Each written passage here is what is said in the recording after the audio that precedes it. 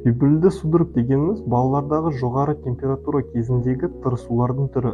Әдетте 6 айдан 5 жасқа дейінгі балаларда кездеседі.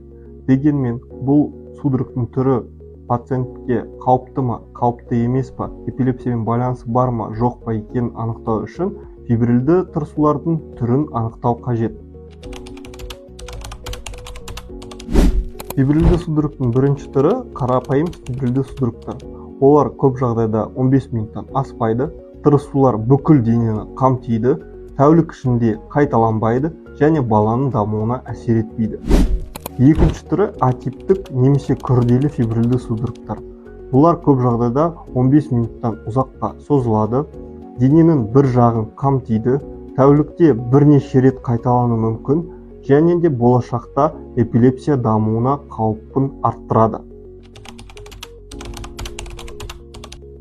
Негізі бірінші фибрилді судорог кезінде баланы ата-аналар эпилептолог немесе невролог дәрігерлеріне қаралту қажет.